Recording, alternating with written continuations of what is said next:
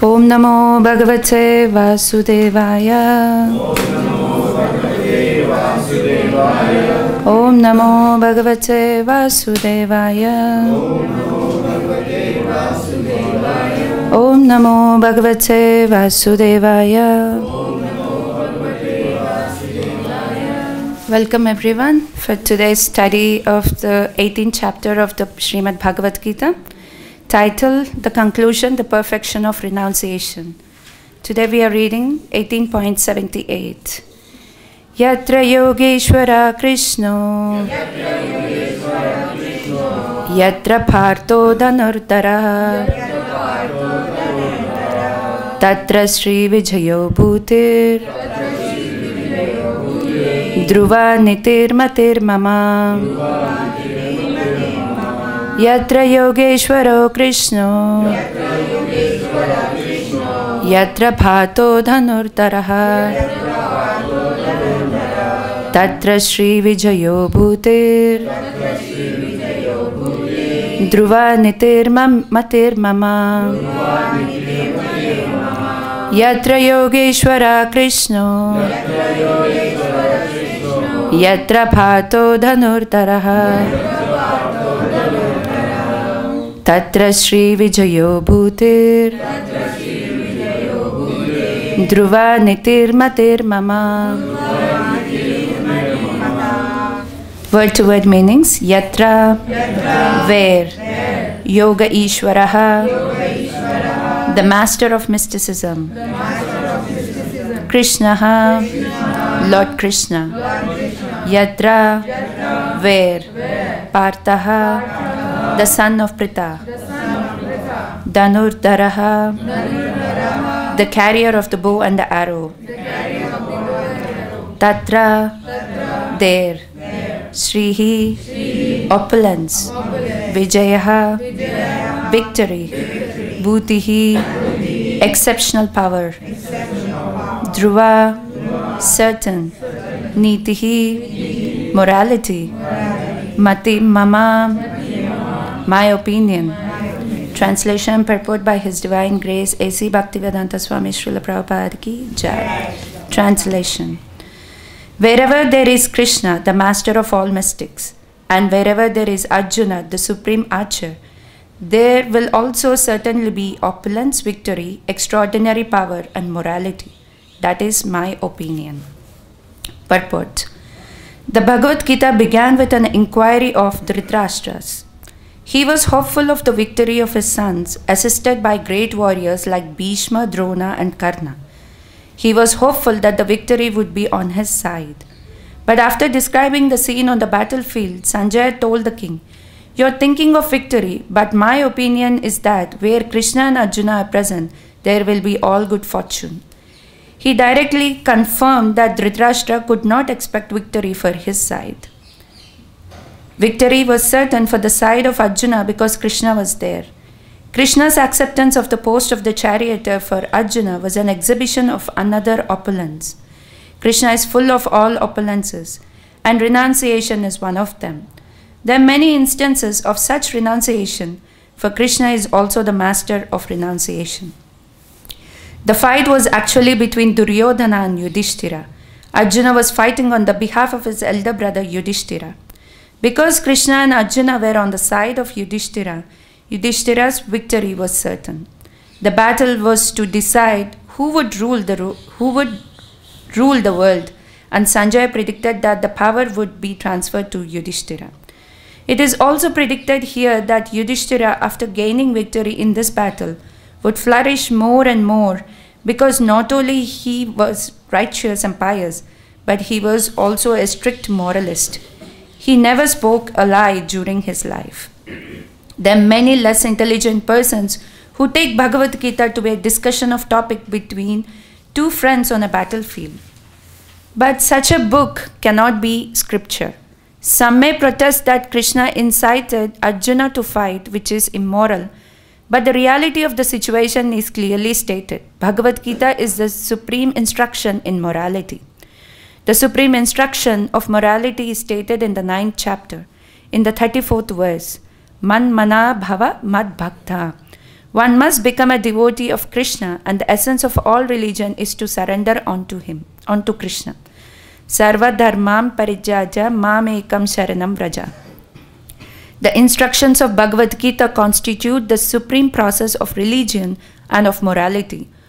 All other processes may be purifying and may lead to this process, but the last instruction of the Gita is the last word in all morality and religion. Surrender unto Krishna. This is the verdict of the 18th chapter.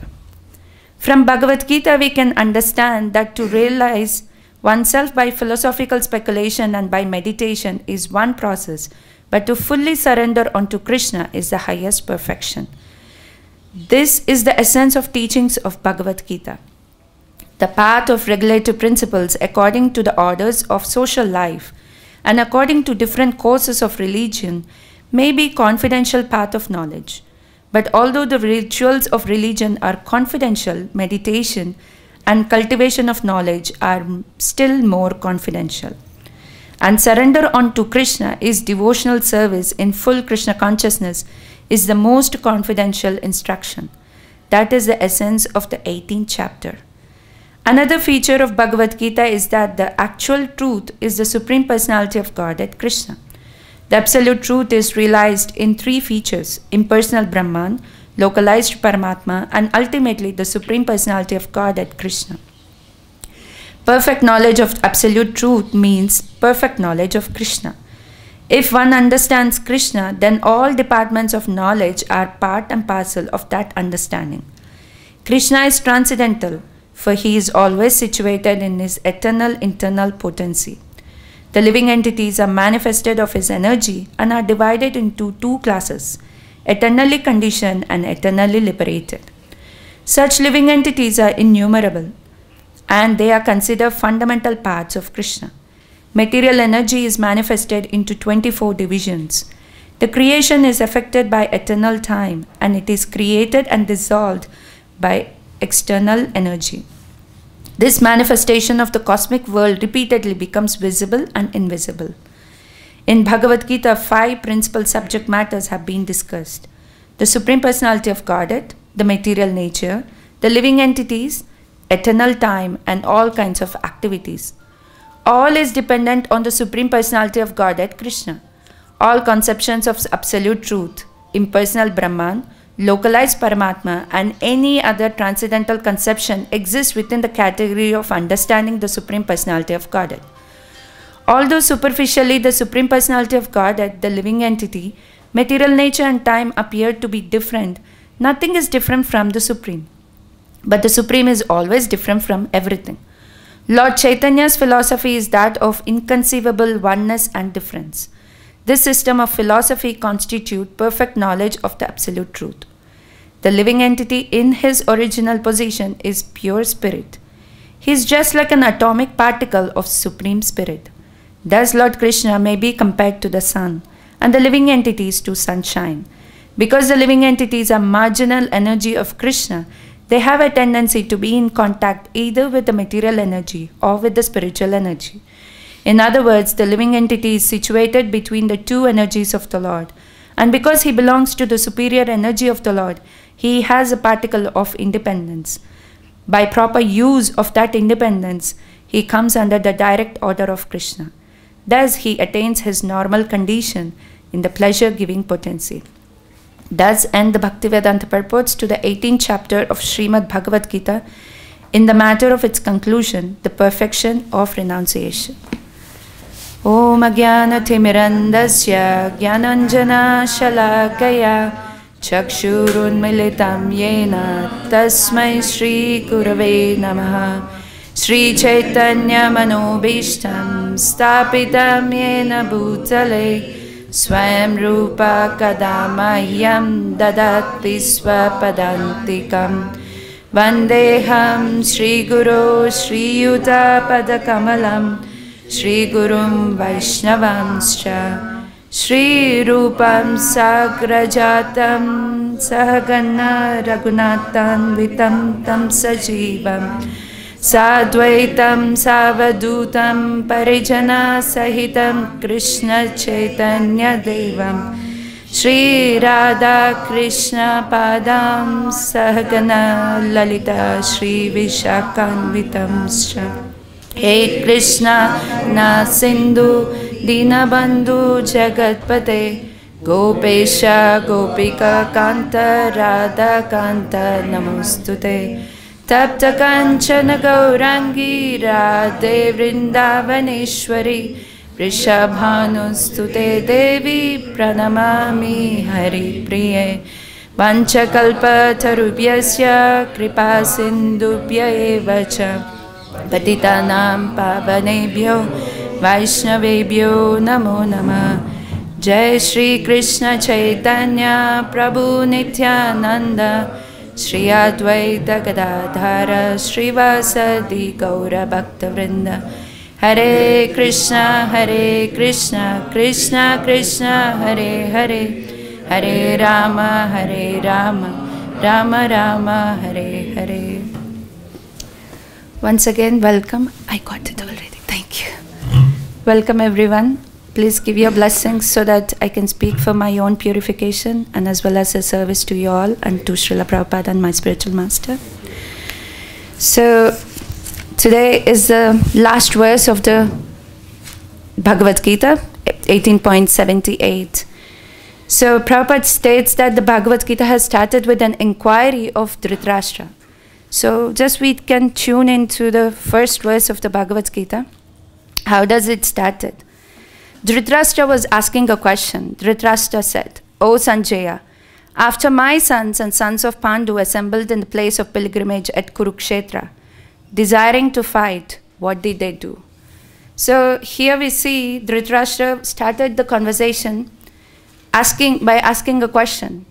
What happened between my sons and the sons of the Pandu when they assembled at the Kurukshetra? And here he also displays a confidence that, my sons are equipped with Bhishma, Drona, and Karna, and also they are in innumerable numbers. But whereas Pandavas are only 5. So, but then still he wanted to know. But here in this verse, Sanjaya breaks the confidence of Dhritarashtra, saying that, only Krishna and Arjuna are present together, so Yudhishthira is going to win. Why? Wherever Krishna is present, wherever Arjuna is present, there certainly be opulence, victory, extraordinary power, and morality exist. And these are not there with your sons. They've never been moral. They've never been victorious because Krishna is present before them.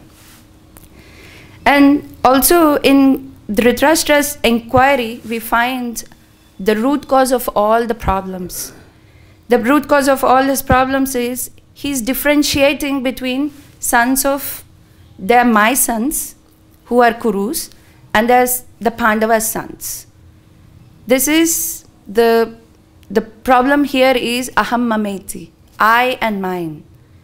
So everything in relation to me and my body belongs to me. But because Pandavas doesn't belong to me, that's why he has shown they're sons of Pandu, not my sons. My sons are Kurus, the Kauravas. But in reality, both sons of Dhritarashtra and sons of Pandu, they belong to the Kuru dynasty. They all are Kauravas. They all are Kurus. It's not that they are differentiated. But because of this disease that Dhritarashtra has, he is differentiating that they are mine and they are not mine. And we see this is the root cause of all the problems in this material existence as well. In this material world, everyone is identifying this is I am, and then everything that belongs to me is mine.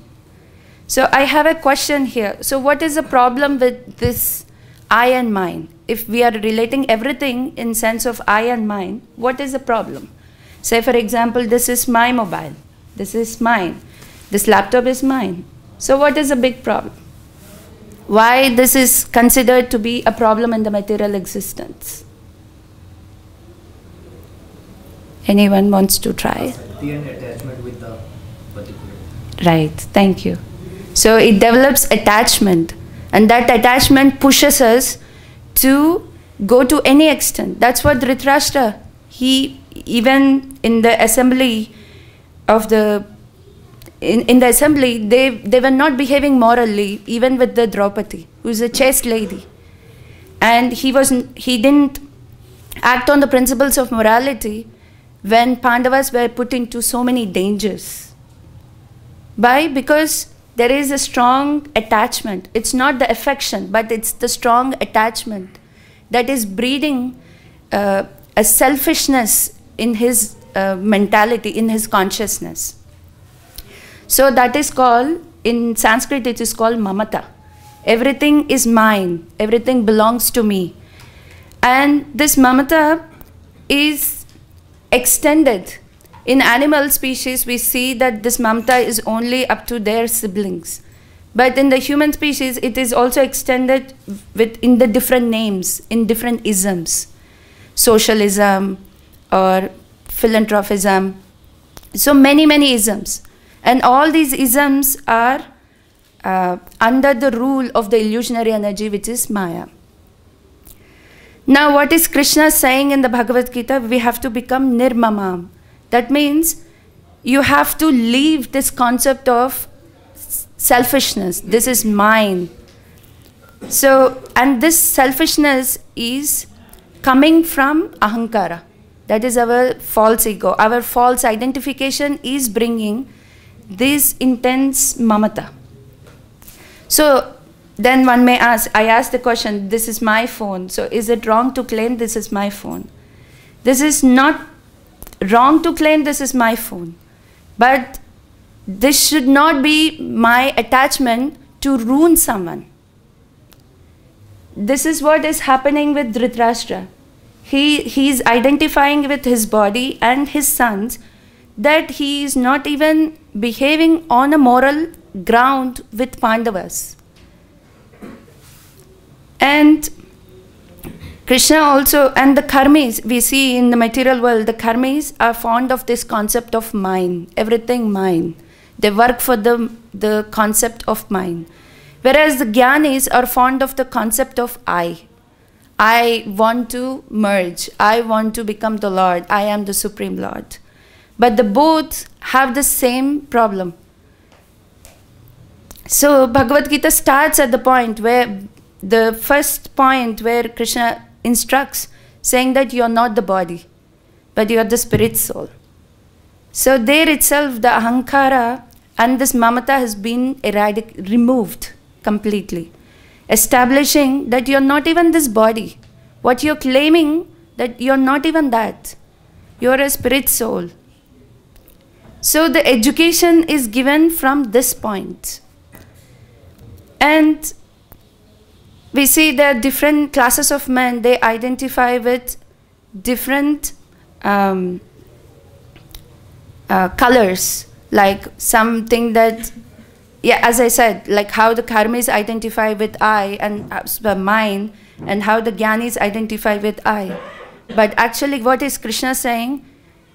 It's I, but I am an eternal servant of Krishna. So he's directing us that you are nothing but you are the eternal servant of me. So this is the process what Bhagavad Gita is,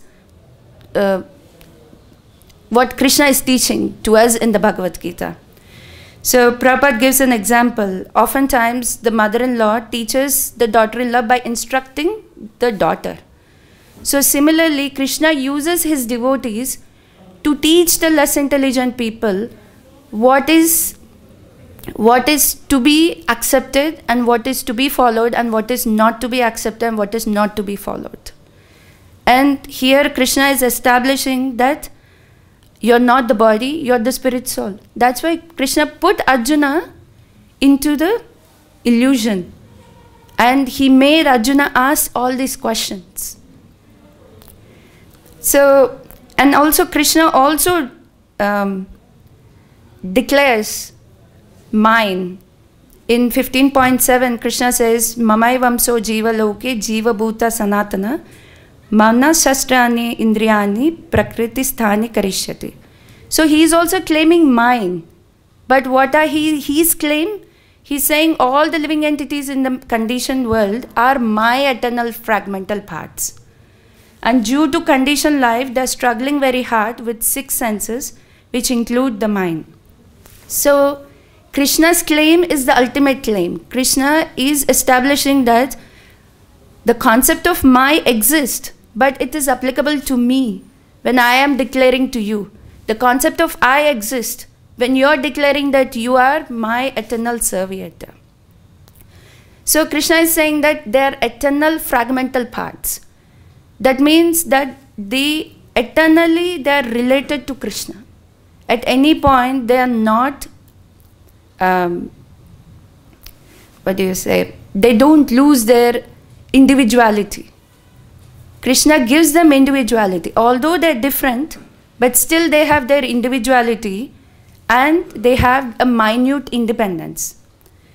And that's what Srila Prabhupada is discussing here, how the living entity, when misuses his independence, he becomes conditioned soul. And this is happening under the modes of material nature. And then what happens in the modes of material nature? He's struggling to maintain his existence. So what is the struggle here? Jatasya hi dhruvo mrityur, dhruvam janma mrityascha. One who has taken his birth is sure to die. And after death, one is sure to take birth again. So this is the struggle of existence. The spirit soul never undergoes any change. It never dies. It's eternally existing. But because it has misused its independence, it has come under the material nature. And it has acquired a material body. And the material body is not eternal. It is under a time frame. So at a point, the one who has taken the body, they have to leave the body. And again he acquires another body. So this perpetual cycle of birth and death is continuing. This is the struggle for existence of the living entity. This is what the struggle, what Krishna is saying. They're my eternal fragmental parts, but they're struggling. Because they don't understand who they are. They don't have the understanding where they should be located and how they have to be utilizing, how to utilize their minute independence. So what is Krishna saying in the Bhagavad Gita? The whole essence of the Bhagavad Gita is how Prabhupada says, is the essence of the religion is to surrender to Krishna. Sarva dharma parityaja mam ekam braja. So he's saying that you surrender. When someone surrenders to Krishna, then actual morality is established. How? Because everyone sees every other living entity as a part and parcel of the Lord's. And when everyone sees every other living entity as a part and parcel of the Lord, where is the point of selfishness? Where is the point of immoral acts? Where is the point of irreligion? Where is the point of exploitation? So Krishna is saying there is a mandate that a spirit soul has to do. What is the mandate? That it has to come back to Krishna. It has to establish its relationship with Krishna. And in Bhagavad Gita, the Prabhupada says that there are different processes. There are many processes which are purifying and many lead to this final process. So Prabhupada gives an example how there is a staircase. The staircase is connecting the ground floor to the top floor. So in the Bhagavad Gita, there is the knowledge of the lower levels to the self-realization of Krishna is given. So that the living entity can cross over all the paths and take up to the ultimate path, to surrendering onto the Krishna. Now Prabhupada says that one has to understand Krishna as absolute truth. And absolute truth is realized in 3 features: impersonal Brahman, localized Paramatma, and the Supreme Personality of Godhead as Bhagavan. So, and in Bhagavatam, this the glorification of these three aspects by the learned transcendentalist. What do they say? Vadanti tat tattva vidas tattva yagnanam advayam brahmeti paramatmeti bhagavan iti sabhyati.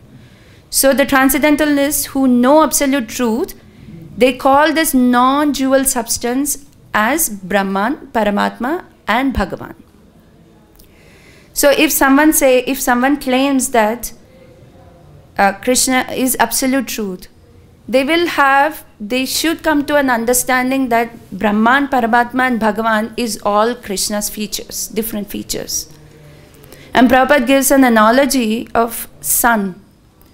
Sun has sunshine, sun has sun surface, and there is an eternally existing sun planet. So the sunshine is compared to the impersonal Brahman. And Krishna says in Bhagavad Gita, Brahmano hi pratisthaham. So I am the source of this impersonal Brahman. He is establishing himself. And then sun surface, which is compared to the Paramatma feature. And in 13.23, Krishna says, Upadrashta Anumantascha. So here he is saying, I am the Supreme Person, I am the overseer and permitter and proprietor. And the sun planet, which is compared to Bhagavan aspect. In Bhagavad Gita 7.7, Matta Parataram Nanyad, Krishna is saying, there is no superior truth to me. I am the final destination. Everything rests on me, just like the pearl strung on the thread. So whoever is the perfect seers of the absolute truth, they know all these three aspects. So that means anyone who reads Bhagavad Gita, they should come to the understanding that impersonal Brahman, Paramatma and Bhagavan are the same features of the Lord, but we are seeing in different angles of vision. I had a personal experience of this a few years ago. I was in the yoga teacher training, and part of the course is we have to go through a philosophy class. And this one philosophy teacher, he studied Bhagavad Gita for 20 years. So he was taking classes. And on the second day, I still remember, I was sitting in the front row, and he was talking about Brahman aspect.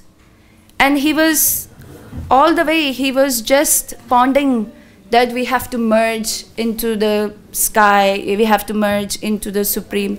I don't remember what exactly the words he used, but he was telling about a lot to be merging.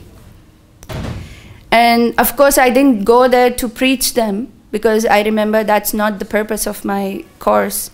So but that day I couldn't control myself. But then I cited a verse from 1861 saying, how can you say that, we have to merge into something, but Krishna is present and he is present as Paramatma and he is looking after the wanderings of the living entities. So the Supreme Lord is situated in everyone's heart, O Arjuna, and is directing wanderings of living entities who are seated as on a machine made of material energy. So I used the word Yantra Rudani. Then why is Krishna mentioning about this point, Yantra Rudani, if he is only about merging and if he is everywhere present? And then what is the point of this? And then he asked me a question. He was saying that, you follow Advaitism? Because I was very new in Krishna consciousness, even now I am, but I was more newer. So I didn't know what he was talking about. I said, I don't know all this, I follow ISKCON. I follow Krishna consciousness. Then he started to bombard me with more and more arguments. And then I thought, okay, let me divert him to some scientific way. But I still failed to give him good backup. And I decided that night that tomorrow I'm not attending this philosophy class, it's too much for me. Anyways, I stayed back. And my roommate, she went and she came back. And the teacher was specifically asking for me, where is that girl? She didn't come. And then he explained saying, say for example, this is a piece of cloth. So the piece of cloth is made up of a thread. If you remove the thread, is there a cloth? So he was justifying that there is a piece of thread, the thread is running through the cloth, and if you remove the thread, there is no existence of the cloth itself. But if we see 2.11, what does Krishna say? Sorry, I have to go back. Krishna says, sorry, 2.12, sorry. Never there was a time when I did not exist, nor you, nor all of these kings, nor in the future shall any of us cease to be. So here Krishna is presenting that never was a time you and I don't exist. We exist eternally. We have individuality and we have this eternity aspect. Then I told my friend, okay, the cloth is not there, but what about the thread? The thread is existing, right? The thread is existing, whether in the cloth or outside the cloth. But anyways, after that, I always sat in the last row of the philosophy class and reading Prabhupada's books. But that gave me a very deep gratitude towards Srila Prabhupada, because I am a very newcomer in Krishna consciousness. But because I have this shelter of ISKCON and Bhagavad Gita as it is, there is an establishment of understanding that I am eternally existing and I have individuality. But this person, he studied Bhagavad Gita for 20 years. It's not a small joke to study Bhagavad Gita for 20 years. He knows cover to cover. He knows any shloka, any word. And I, being brought up in an Indian upbringing, still I struggle with my Sanskrit. But but still he doesn't understand that Krishna is eternally existing and we are eternally existing. This is what Srila Prabhupada is gifting us. You know, eternal, he is establishing from the beginning to the end. What are the two problems of this material world?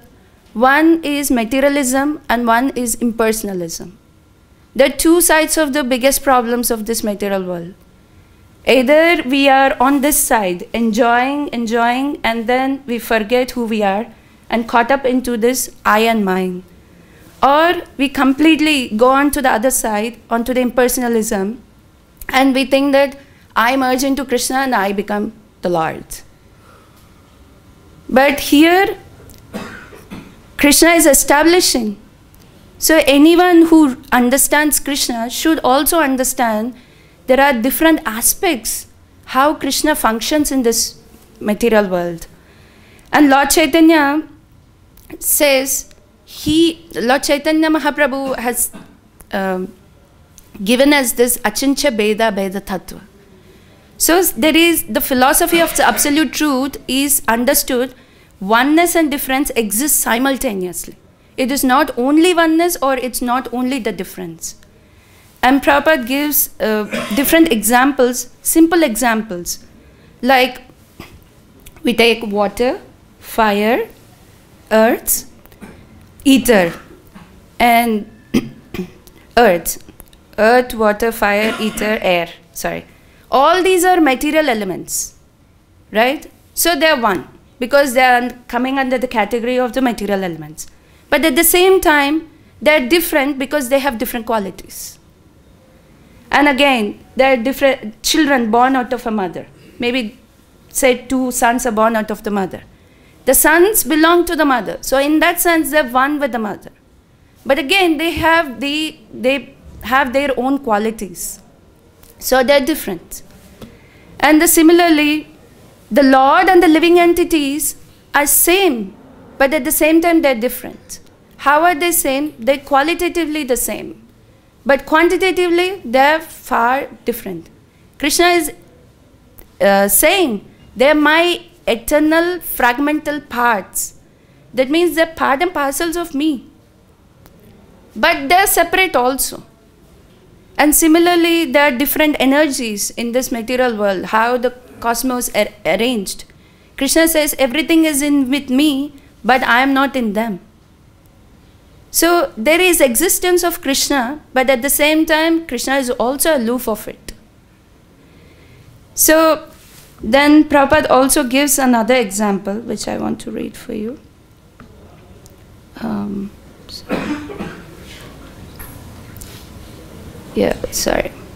So this is not the oneness of how the Mayavadis think, that we merge into one thing and then we lose our individuality or our eternal relationship. But we always exist. Like the example of the trees. One tree is burning in fire, another tree is normal. Both the trees are existing, but one is in the fire and one is not in the fire. Or the phases of the time factor, like in a day we have morning, afternoon, evening and night. But they all are same because it's one day and the time factor is running. But they are also different. Morning is different from afternoon, afternoon is different from evening, and evening is different from the night. So similarly, we are different from the Lord, but at the same time, we are one with the Lord. But why do we need to surrender to Krishna? If we don't surrender to Krishna, what happens? This selfishness, what Dhritarashtra has displayed, the same thing we are doing, the same thing we will be doing. And and Krishna also says, because the living entities are of a higher nature, but because they wrongly come in contact with the material nature, they are into exploitative mood. They exploit. That's what we see here. There is an exploitation. And so in conclusion, we can see, I was thinking of the example of Bhishma Dev. When Bhishma Dev met the Pandavas at the deathbed, when Yudhishthira comes to take instructions from Bhishma Dev how to rule, Bhishma Dev says a very important point. Oh, what terrible sufferings and what terrible injustice you good souls suffer for being the sons of religion personified. You did not deserve to remain alive under those tribulations, yet you are protected by the Brahmanas, God and religion. And Prabhupada says, as long as a person who is fully in cooperation with the wishes of the Lord. So one has to be incorporating with the wishes of the Lord, guided by the bona fide Brahmanas and Vaishnavas, and strictly following religious principles. There is no cause for the despondency. That means in all circumstances, they will be protected. Why is Sanjaya very firmly and very confidently declaring even before the war hasn't finished? How is he confidently declaring? Because he knows Yudhishthira and the rest of the Pandavas, Arjuna, they are in full cooperation with Krishna. Arjuna is already surrendered, saying that I will do according to your wish. I am surrendering unto you. And he is always guided by the Brahmanas and Vaishnavas. And they are following religious principles. That's why Sanjaya was already declaring, do not expect victory for your sons. The victory is only for Krishna and Arjuna. Sorry, it's only for Yudhishthira and Arjuna because Krishna is with them. And we also see Prabhupada's mood. Sorry. Hare Krishna. Okay. And we also see Prabhupada's mood in one of the purports of Chaitanya Charitamrita. And Prabhupada quotes the same verse in Madhya Lila, 4th chapter and 79 shloka. We are simply instruments. In the fierce battle of Kurukshetra, Arjuna was victorious within 18 days simply because Krishna's grace was on his side. Yatra Yogeshwaro Krishna, Yatra Partho Dhanudhara, Tatra Shri Vijayo Bhuti Dhruva Nitir Matir Mama. Wherever there is Krishna, the master of all mystics, and wherever there is Arjuna, the supreme archer, there will also be certainly opulence, victory, extraordinary power, and morality. That is my opinion. If the preachers in the Krishna conscious movement are sincere devotees of Krishna, Krishna will always be with them because he is very kind and favorable to all his devotees. Just as Arjuna and Krishna were victorious in the battle of Kurukshetra, this Krishna conscious movement will surely emerge victorious if we but remain sincere devotees of the Lord and serve the Lord according to the advice of the predecessors, the 6 Goswamis and other devotees of the Lord. As Narottama Das Thakura has stated, Tandera Charana Seva Bhakta Sanevas, Janme Janme Hai Ye Abhilas. The Krishna conscious devotees must always desire to remain in the society of devotees. Bhakta Sanevas, they cannot go outside the Krishna conscious society or movement. Within the society, we must strive to serve the predecessors by preaching Chaitanya Mahaprabhu's cult and spreading his name and fame all over the world. If we attempt this seriously within the society, it will be successfully done. There is no question of estimating how this will happen in the mundane sense, but without a doubt, it happens by the grace of Krishna. So Prabhupada is saying, what is the message for the devotees?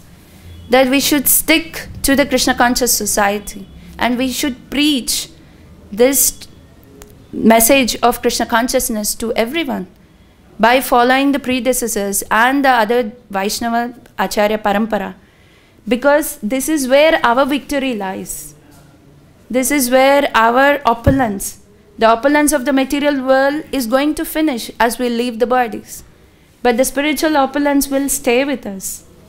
And this is the extraordinary power, as how Sanjay was saying, it will be given to us because that is the empowerment that is coming from the Parampara, that is coming from the Lord Chaitanya to each and every devotee who will try to push this Chaitanya Mahaprabhu's cult. So why bhakti is important? It's just like watering the root of the tree. If we water the root of the tree, everything else will be nourished. The branches, the trunk, the leaves, the fruit, the flowers, everything will be nourished. We no need to go individually water every other part. So similarly, if one performs bhakti, there is an eternal benefit that we can do to ourselves, to our families, to our neighbors, to our society, to the country, and to the world as well. So you can still implement the same I and mine, but that can be rightly done when we perform bhakti. Yeah, they're mine. But what do you do if they are yours? You have to give them the highest welfare activity, or you have to engage them in the highest welfare activity. And everyone is, what do you say? Sorry. If everyone is preaching Krishna consciousness to every other individual, everyone will be benefited and they will come out of this immorality and irreligion. So that's why Krishna says here that, this is the religion. Surrendering onto me is the religion. Because when we surrender onto Krishna, we first start who we are and what is our relationship with Krishna. So I finish here, and if there are any questions or comments or corrections, please.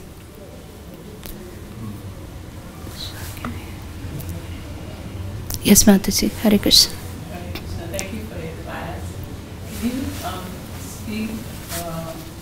About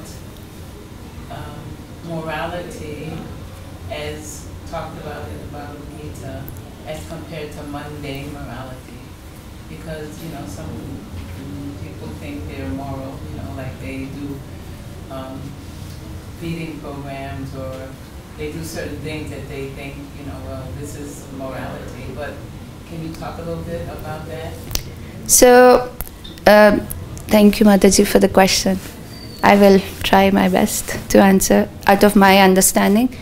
Yeah, morality that is described by Krishna is the acts that will help to our reality, like that will take us towards our reality. So we also feed the devotees with prasadam, and we also feed whoever is coming to the temple, we give them prasadam. We are also feeding. We are also taking care of the devotees. But this is all helping them towards coming towards Krishna. But that doesn't mean that, the moral principles that are established in the material world are not to be denied. It's not that. They are to be taken care. But that is not the whole and sole focus of our life. Say, for example, the kings, one of the duties of the king is to establish the roads, and they have to dig wells. But this is also for the social functioning of the society. That is not to be denied. Bhakti doesn't mean that you have to deny completely. Bhakti means adding Krishna and adding Krishna's instruction. So when Arjuna, we have seen in the first chapter of the Bhagavad Gita, Arjuna was very disheartened just to foresee what could happen if this battle of Kurukshetra will take place. There will be destruction of dynasty, there will be, the women will be polluted, there will be Varna Shankara, the community projects will be stopped, and there will be no offerings to the forefathers. So this will be there. But then Krishna said, yes, but the highest is to establish dharma. Today we may be only focusing only on the community development. But people, what do you say? When you are not a devotee, you are not in the right intelligence. The days you have good intelligence, you will be doing good things. But the days you have bad days and bad intelligence, you will be doing bad things. But someone is established in the ultimate intelligence, that they belong to Krishna and they don't belong to the material world. They know how to act morally, both spiritually and materially. They can do justice. That's why Krishna is raising Arjuna from that platform to the highest platform. Krishna is not denying that you should not do all these things. In fact, after the whole Kurukshetra battlefield ended, like the battle ended, Krishna took Yudhishthira to Bhishma Pitama to get some instructions how to rule this world, how to rule your citizens. There are so many social, ethical, moral principles that are given by the Bhishma Dev. But again and again, Bhishma Dev was also emphasizing, the ultimate goal is to worship Krishna. And that's how he left the body as well. So if anyone is interested, we should not discourage them, but we should educate them that, why Krishna is mentioning the highest morality is to surrender to Krishna. What are some benefits out of it? So that, they can function both happily. That's my understanding. Yeah. Just to continue with this, so morality used in the Bhagavad Gita means to live a life of dharma. Yes. As for what Shri Krishna is saying. That is. What is the dharma of the living entity? The eternal servitude. To serve. Yes, they are eternally connected to the Lord. Because of this forgetfulness, we are misidentifying and we are creating problems for ourselves. So this is our intrinsic nature, that always we are connected to the Lord. And thank you, Mataji. Yes. I just wanted to add in your comment, like Mataji told about this morality in material world and morality in spirituality. So the only problem is that if we see from our Krishna consciousness, it's like Sambandha Gyan, our relation with. If we give this Sambandha Gyan, our eternal relationship with Krishna, then everything becomes spirituality. Yes, right. There is no like mundane morality. Like right. We are also doing food for life. It's right. not like mundane. Yes. Bringing them, as you said, near to Krishna. Yes. So this is the main problem. If we preach, we give this, our eternal relationship, this knowledge to people, then everything, even hospitals become spiritual. Yes. Like Bhaktivedanta Hospital. Thank you. We are not focusing on this, let us say, so-called mundane morality, because we don't have time for them now. We have to preach the whole world. Like people sometimes talk about this Varnashram, this and that. We just have to first give this Sambandha Gyan to everybody. That you belongs to Krishna, you are part and parcel of Krishna. When this thing will come to the knowledge of the people and they will start living, then everything becomes spiritual. That's how before all rulers were ruling, like Parikshit Maharaj and Dhruv Maharaj. They were not specifically going for making proper roads and this and that. First this is thing, then everything will come. Just as you were saying, putting the water in the root. Then everything will come. Yes. Even the good roads, good people, even people will take care of trees, people will take care of water. Then everything becomes spiritual. So there is no question of like separate material morality or spiritual morality. Yes, thank you. The only morality is what Prabhupada is saying, Prabhupada also, as you are also saying, is telling about Krishna, like teaching about Krishna. That's the morality. Thank you. Otherwise, other than this, everything is, Prabhupada, I was hearing one lecture, he said, it's a Raskardism, that's all. Can I ask? How much you spend money, billions of rupees, like now government is spending so much money to save tree, so much money to save environment. In Delhi they have odd even, so much like mind and brain is going, but this is all Raskardism because they are not patient. Thank you, Prabhu. That is the main business of all Kshatriya, whatever rulers. First they should learn about Krishna consciousness and then preach. Yes. Under the guidance of, as you said, Brahmanas, who are like really Vaishnava Brahmanas, Yes. not like... Yes. Yes.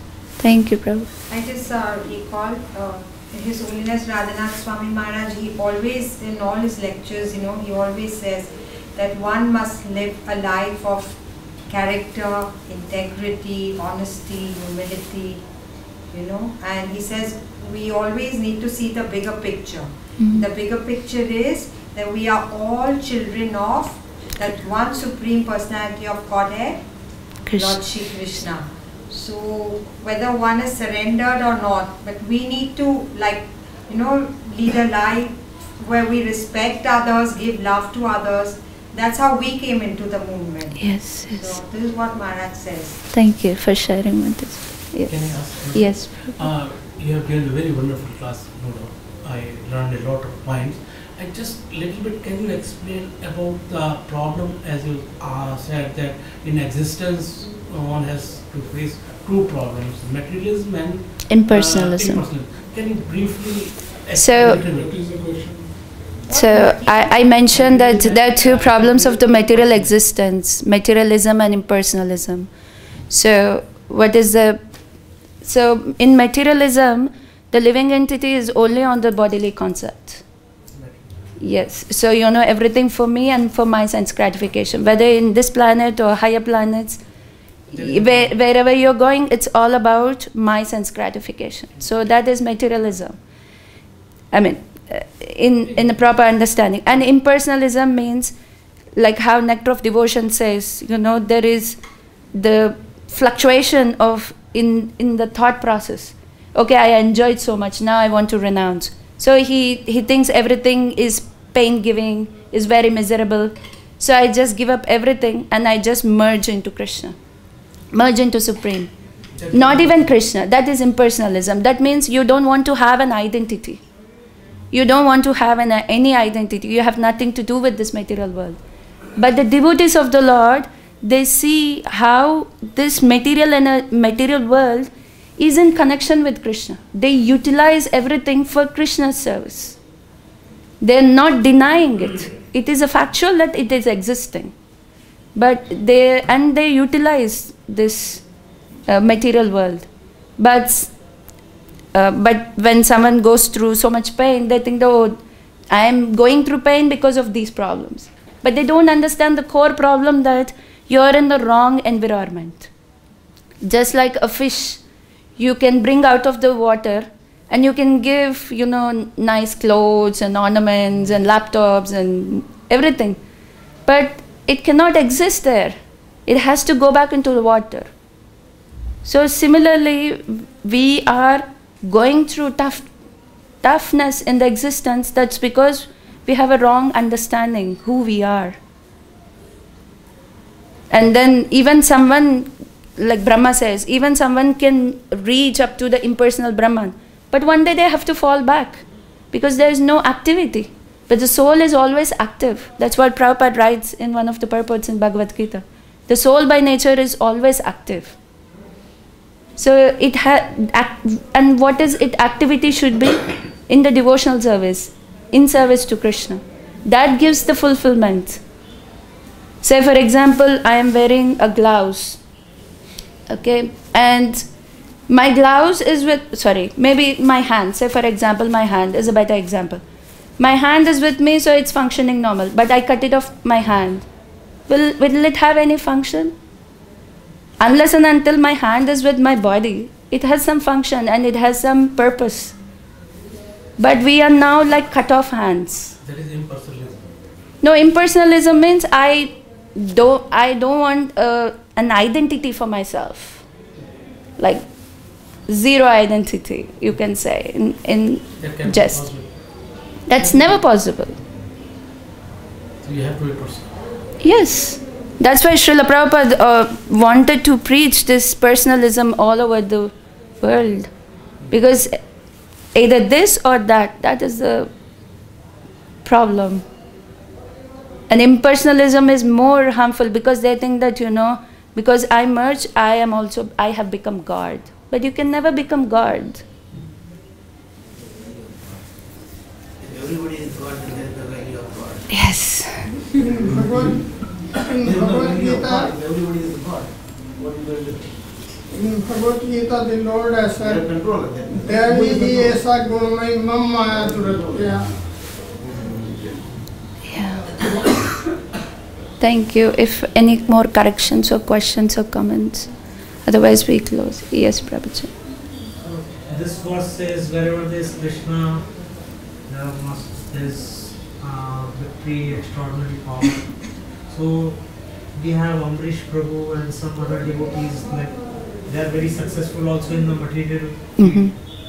At the same time, Prabhupada said that I want 18 good men, and in 18 days I can capture the whole world. So he also said that when it comes to religion, only we are correct and they are all wrong. Bas. Once Krishna is God, that's it. So we want to see that Krishna consciousness flood the whole world. Like Islam or Christianity has risen. We want to see, because we want our benefit, we want the benefit of the whole world also. Yes. Like Corona has been in the, so how it can happen? I mean, how we want to see Krishna in his extreme, in his supreme glory and transcendence, So that's what I read from the purport of the Chaitanya Charitamrita Madhya Leela 4.79. Srila Prabhupada was mentioning, if we become sincere devotees and preach this cult of Chaitanya Mahaprabhu in accordance with the predecessors and Vaishnava gurus, so that Krishna will empower us to spread this Krishna consciousness. And how it will happen? It will happen by the grace of the Krishna. So this is, Krishna will give us the results. Like even now we see how ISKCON is spreading to every town and village.